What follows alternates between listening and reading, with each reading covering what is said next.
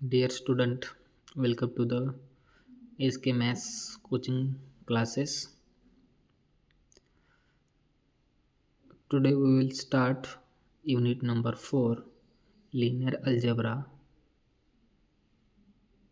of engineering mathematics 1. Okay, dear student, we will start this unit. Before you have to know the basic knowledge about matrices. Means what is matrix, types of matrix, and some special types of matrix such as square matrix, triangular matrix, so upper triangular matrix, lower triangular matrix, etc. Okay, let's before you watching this video, please subscribe my channel and share this video with your friends. Okay, student, आज हम start कर रहे हैं unit number 4 का first topic, that is rank of matrix. देखो student, आपको मैंने पहले बोला है कि आपको कुछ बेसिक्स नॉलेज आपको पता होना चाहिए, तभी हम ये वाला चैप्टर या ये वाला यूनिट हम क्या करते हैं, इजीली अंडरस्टैंड कर सकते हैं। ओके, यहाँ पे कुछ बेसिक चीज़ें जहाँ पे नेसेसरी होगा वहाँ पे मैं आपको एक्सप्लेन करूँगा। देखो स्टूडेंट, जिन भी स्टूडेंट को डेरिवेटिव और इंटीग्रेशन समझने में, याद करने में थोड़ा सा डिफ़िकल्ट हो जाता है, उस स्टूडेंट के लिए ये जो मैथ्स 1 के इंजीनियरिंग मैथमेटिक्स 1 के यूनिट नंबर 4 और 5 है वो सिंपल है। इसमें कोई आपको इंटीग्रेशन कहाँ पे कोई डेरिवेटिव हमें निकालना नहीं है, बस सिंपली मैथमेटिकल ऑपरेशंस हमें करने हैं। ओके, सो चलिए स्टार्ट करते हैं। First concept, rank of matrix. देखिए स्टूडेंट, रैंक ऑफ मैट्रिक्स मतलब क्या होता है कि the rank of matrix is said to be r if, मतलब कोई भी मैट्रिक्स हो उसकी रैंक आर है, हमें ऐसा माना है। तो कब हो सकती है उस रैंक मैट्रिक्स की रैंक आर? तो फर्स्ट कंडीशन है it has at least one non zero minor of order r, यानी कि उनमें से हमें कोई भी एक मैट्रिक्स गिवन हो, चाहे वो 2/2 का हो या 3/3 का हो, उसका कोई भी एक माइनर जब नॉन जीरो हो, at least one minor non zero हो, और उसके जितने भी ऑर्डर है, मान लो कि सम ऑर्डर 2 हो सकते, 2 हो, तो उसका हम क्या बोलेंगे, रैंक इज़ 2। या every minor of A of order higher than r is 0, मतलब कि किसी भी माइनर की हायर ऑर्डर आर के बराबर, आर मतलब किसी भी हायर ऑर्डर का माइनर 0 हो, तब उसको क्या बोल सकते हो, तब उस मैट्रिक्स की रैंक क्या हो सकती है, आर हो सकती है। आर मतलब क्या, उसकी ऑर्डर। ओके, चलिए एक एग्जांपल के हिसाब से समझ लेते हैं।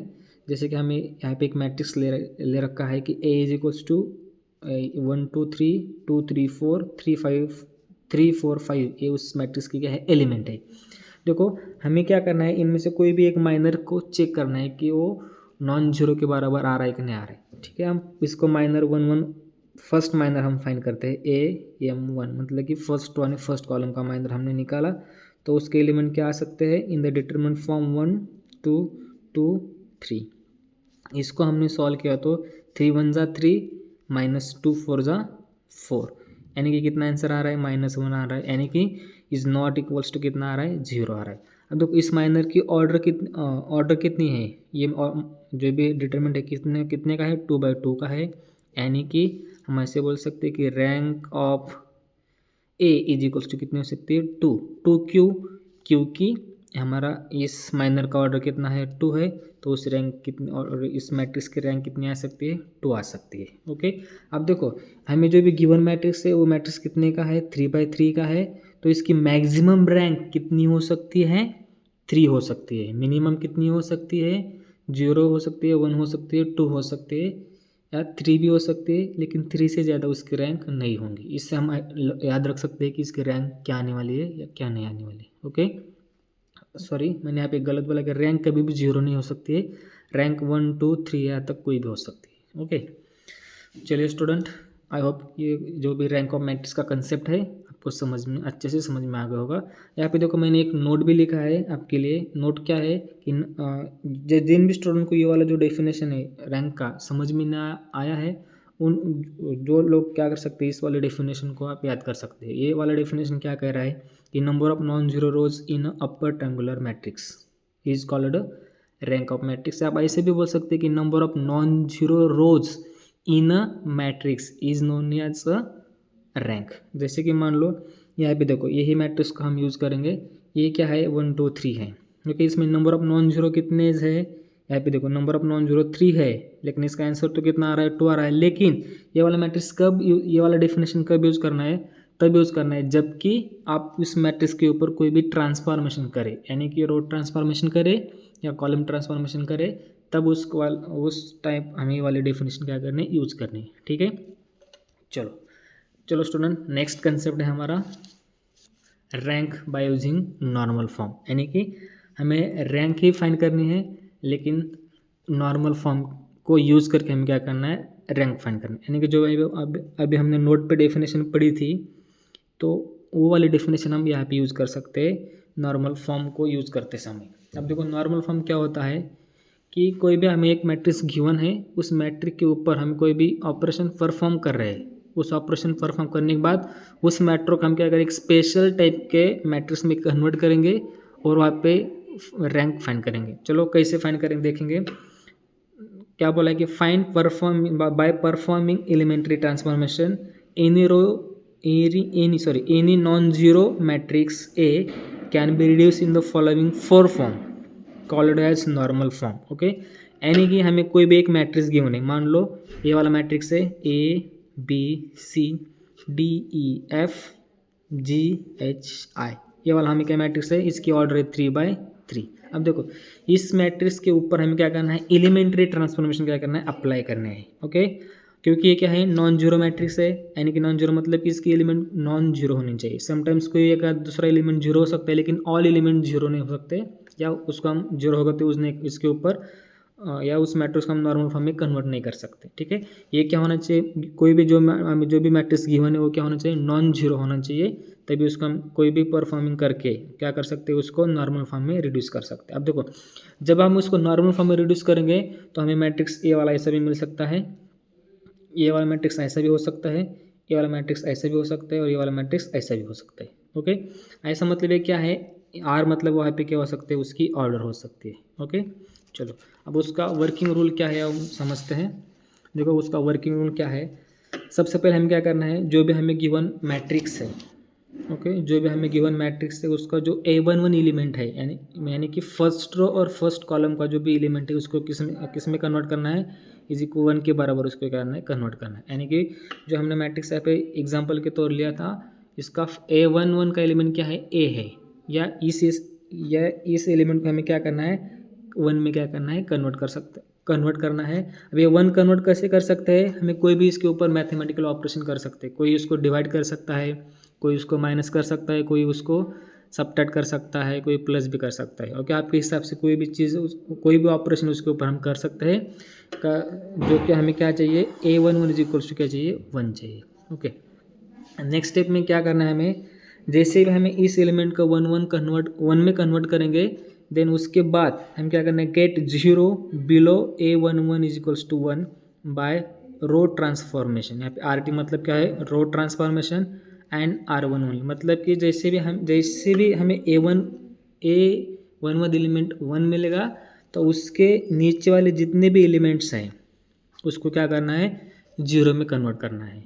ओके ओके, देन नेक्स्ट की क्या बोला है, get 0 to the right side of A11 is equals to 1, मतलब कि इसको हमने 1 में कन्वर्ट किया था ना, उसके राइट साइड वाले जितने भी एलिमेंट आ रहे हैं इसको क्या करना है, फिर एक बार कॉलम ट्रांसफॉर्मेशन CT मतलब कॉलम ट्रांसफॉर्मेशन यूज़ करके इसको भी क्या किस में कन्वर्ट करना है, 0 में कन्वर्ट करना है। ओके ओके, थर्ड स्टेप में क्या है, make A22 is equals to 0। A22 मतलब क्या होता है, सेकेंड रो और सेकेंड कॉलम का एलिमेंट, मतलब ये कौन सा है, ए वाला एलिमेंट, इसको हमें क्या करना है, make A22 is equals to 1, इसको भी क्या हमें क्या करना है, 1 में कन्वर्ट करना है। अब देखो इस एलिमेंट को 1 में कन्वर्ट करने के लिए हम जैसे इसमें जो तरीका लगाया था या इसमें जो भी ऑपरेशन किए थे वैसे यहाँ पे भी ऑपरेशन कर सकते हैं। और इसको 1 करने के बाद उसके नीचे वाले जितने भी एलिमेंट्स है उसको क्या करना है, जीरो में कन्वर्ट करना है, या उसके राइट वाले साइड में जितने भी एलिमेंट्स है उसको भी क्या करना है, जीरो में कन्वर्ट करना है। और ये वाला प्रोसेस कहाँ तक करना है, वहाँ तक करना है जहाँ तक आपके ऑल डायगोनल एलिमेंट क्या होना चाहिए, 1 में कन्वर्ट होना चाहिए, और ऑल नॉन डायगोनल एलिमेंट क्या होने चाहिए, 0 होनी चाहिए। ओके, ये है हमारा नॉर्मल फॉर्म। हम जैसे हमें रैंक फाइंड करना है बाय यूजिंग नॉर्मल फॉर्म, तो ये वाला हमें क्या करना है, प्रोसीजर्स फॉलो करना है। ओके, चलो एक एग्जांपल देखेंगे उसका।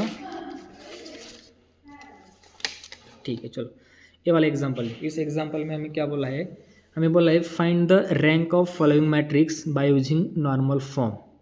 ओके, हमें एक मैट्रिक्स गिवन है, उसकी रैंक है 3/4, यानी कि 3 रोज है 4 कॉलम है। उस मैट्रिक्स के हमें क्या करना है, रैंक करने फाइंड करने है। लेकिन हमें यहाँ पे बोला है, उन्होंने कंडीशन डाला है, हमें क्या बोला है कि यूज़ करने के लिए बोला है नॉर्मल फॉर्म। ठीक है, तो सबसे पहले हम क्या करेंगे, उस जो भी हमें मैट्रिक्स गिवन है उस मैट्रिक्स को किस में कन्वर्ट करेंगे, नॉर्मल फॉर्म में कन्वर्ट करेंगे। चलो देयर्स हमें पता है, अभी तो हमने कुछ स्टेप्स देखे उसके, उसको कैसे कन्वर्ट करना है। अब देखो फर्स्ट स्टेप में हमें क्या करना है, जो हमारा एलिमेंट है make A11 is equals to 1 convert करना है। लेकिन ऑलरेडी हमारे जो भी क्वेश्चंस गिवन है उसके अंदर यहाँ पे ऑलरेडी A11 क्या है, 1 है। अब देखो जब यहाँ पे ऑलरेडी आपके क्वेश्चन में गिवन 1 होगा तो उसमें एक्स्ट्रा कुछ ऑपरेशन करने की ज़रूरत नहीं, जो है उसको एज इट इज़ हम क्या करेंगे, रख लेंगे। ओके, लेकिन समटाइम्स वहाँ पे 1 नहीं होगा तो हमारा फर्स्ट स्टेप होगा कि उसको क्या करेंगे, हम कन्वर्ट करेंगे। ओके, अब दूसरा देखो, हम दूसरा स्टेप्स क्या कर सकते हैं, तो हमें क्या करना है, ये वाला तो 1 है तो यहाँ पे इधर और इधर हमें क्या करना है, 0 करना है। तो हम क्या ऑपरेशन यूज़ कर सकते हैं, मैंने आपको पहले बोला कि यहाँ पे मैं जो भी ऑपरेशन करने वाला हूँ मैं डायरेक्ट लिखने वाला, क्योंकि कुछ बेसिक जो नॉलेज है आपको पता है, मैंने ऐसे यहाँ पे मान के रखा है। आई होप कि आपको वो पता होना चाहिए क्योंकि आप अभी इंजीनियरिंग पढ़ रहे हो। ठीक है, there student, R2 is equals to मैं क्या लिख रहा हूँ कि R2 minus R1, and R3 के लिए मुझे 0 चाहिए तो मैं क्या लिख रहा हूँ, R3 is equals to R3 minus 3 into R1, R3 minus 3 into 3 into R1 हमें करना है। देखो ये वाला मैथमेटिकल ऑपरेशन आप थोड़ा सा समझ सकते हैं कि मैंने कैसे कर रहा हूँ, क्योंकि मुझे यहाँ पे भी 0 लाना है ना। ठीक है, तो हम चेंजेस किस में कर रहे हैं, R2 और R3 में चेंजेस कर रहे हैं, तो R1 हमारा कैसा होगा, एज इट इज़ सेम। तो जो भी है वो मैं यहाँ पे लिख देता हूँ 1 1 माइनस 1 और ये 1। देखो चेंजेस कर रहे हैं R2 में, तो चेंजेस क्या हो सकते हैं, देखो R2 माइनस R1 कर रहे हैं, यानी कि 1 माइनस 1 कितना हो सकता है, 0 हो सकता है। बाद में -1 और -1 कितना हो सकता है, -2। सिमिलरली बाकी कितना हो सकता है, 3 और -2। ओके, थर्ड रो में क्या हो सकता है स्टूडेंट, थर्ड रो में क्या हो सकता है, थर्ड रो में हमें क्या करना है, R3 माइनस 3 इंटू R1, यानी कि 3 माइनस 3 इंटू 1 3, 3 माइनस 3 0। आगे क्या हो सकता है, -2 3 -2। ओके, अब देखो ये वाला हमारा रो ट्रांसफॉर्मेशन यूज़ करने के बाद जो भी A11 था उसके नीचे वाले सभी एलिमेंट हमने किस में कन्वर्ट किए, 0 में। अब हमें क्या करना है, जो A11 है उसके राइट साइड के एलिमेंट मतलब यानी कि 1 माइनस 1 और 1 को हमें क्या करना है, 0 में कन्वर्ट करना है। उसके लिए हम क्या यूज़ कर सकते हैं, उसके लिए हमें कॉलम ट्रांसफॉर्मेशन यूज़ करना है। अब देखो कॉलम ट्रांसफॉर्मेशन यूज़ करके हमें इधर 0 इधर 0 इधर 0 हमें क्या करना है, लाना है। तो हम क्या कर सकते हैं, C2 में चेंजेस क्या कर सकते हैं कि C2 माइनस C1 क्यों करना है, क्योंकि 1 माइनस 1 क्या होना चाहिए, 1 माइनस 1 क्या हो जाएगा, 0। तो यहाँ पे 0 मिल सकता है। लेकिन यहाँ पे देखो यहाँ पे क्या है, -1 है, तो मैं क्या सब कर सकता हूँ कि C3 is equals to C3 plus C1, क्योंकि -1 प्लस 1 क्या होने वाला है, 0। तो मैंने ये वाला ऑपरेशन यहाँ पे किया है। और अगेन C4 में क्या कर सकता हूँ, C4 माइनस C1, क्योंकि 1 माइनस 1 0। सो मैंने ये वाला ऑपरेशन किया है। अब देखो ऑपरेशन देखो मैंने क्या किया है, ये वाला ऑपरेशन करने के बाद हम कैसे लिख सकते हैं, देखो हम किस में चेंजेस कर रहे हैं, C2 C3 एंड C4 में कर रहे हैं, तो C1 हमारा क्या हो जाएगा, एज इट इज हो जाएगा। ओके, तो देखो यहाँ पे क्या लिखा मैंने, C2 में हमें चेंजेस करना है इस बार, तो C2 माइनस C1, तो 1 माइनस 1 0 -2 -0 -2 से -2। C3 में क्या हो जाएगा, प्लस करना है तो ये वाला 0 हो जाएगा, C3 plus 0 3, again 3 plus 3 0। Okay, now next में क्या हो जाएगा 1 माइनस 1, मतलब C4 में क्या करना है C4 माइनस C1, तो 1 माइनस 1 0, 2 माइनस 0 2, और ये क्या हो जाएगा -2। देखो जो ये हमारा A11 था, इसके नीचे वाले और उसके राइट साइड वाले एलिमेंट हमने क्या किया है 0 किया है। अब देखो दूसरा हमें क्या करना है कि A22 को हमें क्या मतलब इस वाले एलिमेंट को क्या करना है 1 में कन्वर्ट करना है, ठीक है।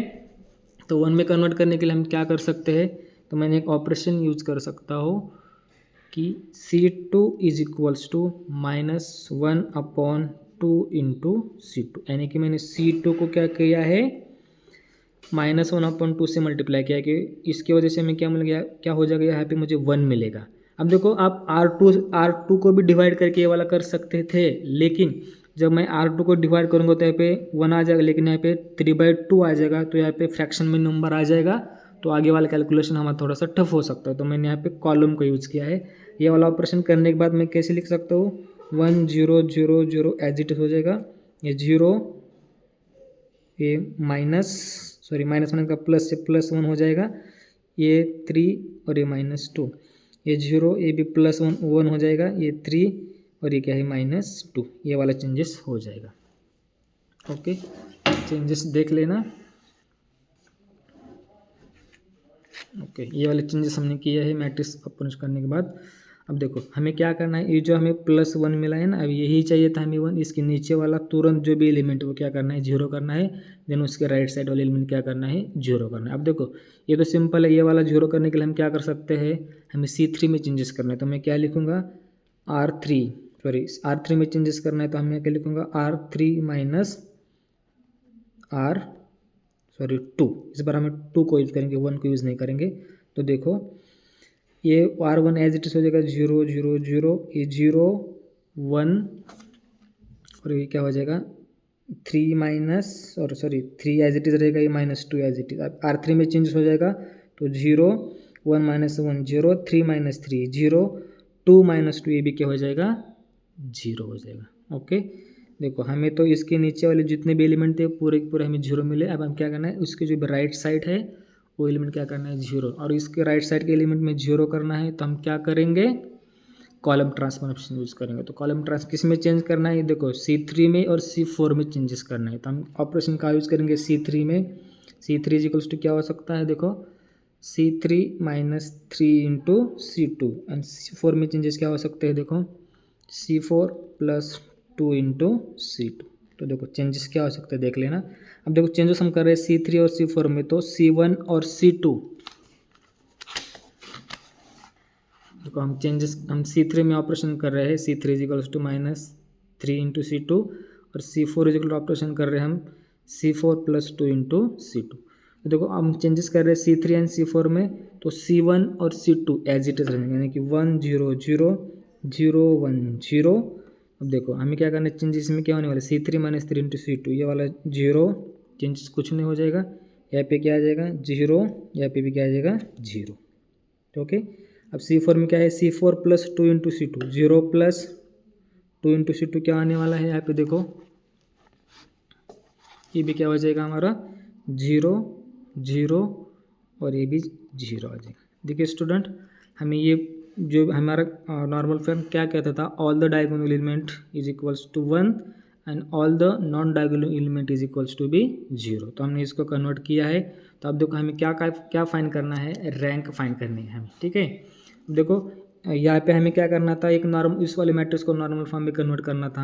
हमें पढ़ा था कि नॉर्मल फॉर्म में 4 अलग अलग कैटेगरी में उसको हम कर सकते हैं। तो देखो मैंने इसको डिवाइड कर दिया इस वाले मैट्रिक्स को, ठीक है। तो ये वाला तो पूरा की पूरा 0, ये भी 0, ये भी 0। अब देखो ये वाला हमारा आइडेंटिटी मैट्रिक्स है, लेकिन कितने ऑर्डर का आइडेंटिटी मैट्रिक्स है, I2 ऑर्डर का मैट्रिक्स है। तो मैं इसको ऐसे लिख सकता हूँ कि अगले वाले में कि ये क्या हो सकता है हमारा I2 क्यों, क्योंकि आइडेंटिटी मैट्रिक्स है 2/2 का। तो ये वाला 0, इसके बदले में ये 0 लिख सकता हूँ, आगे वाले के बदले में एक 0 लिख सकता हूँ, और नीचे वाले के 0 के बदले में एक लिख सकता हूँ, ठीक है। तो ये हमारा क्या एक नॉर्मल फॉर्म मिला, उस नॉर्मल की हमें क्या करनी है, रैंक फाइंड करनी है, ठीक है। तो अब देखो इससे रैंक फाइंड, यहाँ पे जितना I के सफिक्स में कितना आ रहा है 2 आ रहा है, तो उसको हम क्या लिख सकते हैं, therefore rank of A is equals to कितनी है 2। या हम यहाँ से भी निकाल सकते हैं डायरेक्टली, ये वाला चेंज करने के बाद। ओके, ये हमने ये वाला कॉलम ऑपरेशन चेंज करने के बाद हमें मैट्रिक्स क्या मिला था, 1 0 0 0 1 1 0 0 0 0 0 0 मिला था। तो हमें रैंक ऑफ मैट्रिक्स की डेफिनेशन क्या कहते हैं, नंबर ऑफ नॉन जीरो रोज। अब देखो इस वाले रो तो पूरे की पूरे जीरो है, तो ये वाला नॉन जीरो तो नहीं हो सकता है। ये देखो ये वाला नॉन जीरो हो सकता है, यस, क्योंकि यहाँ पे 1 आ रहा है, यहाँ पे भी 1 आ रहा है, तो नॉन जीरो कितनी है, 1 2। तो हमें रैंक कितनी आ सकती है, 2। आप ऐसे भी समझ सकते हैं। अब इस वाले मैट्रिक्स को इसमें कन्वर्ट करो नॉर्मल फॉर्म में, यहाँ पे आई के स्पेस में कितना आ रहा है, 2 आ रहा है, तो उसकी रैंक कितनी हो जाएगी, 2 हो जाएगी। ओके, ये वाला क्या है, हमारे इस क्वेश्चन का आंसर आ रहा है 2। मतलब यानी कि हमने नॉर्मल फॉर्म यूज़ करके इस मैट्रिक्स की हमने रैंक फाइंड करी, तो हमें कितने मिले, 2 मिले। ओके, आई होप स्टूडेंट आपको ये वाला कंसेप्ट समझ में आया हो। Thank you student.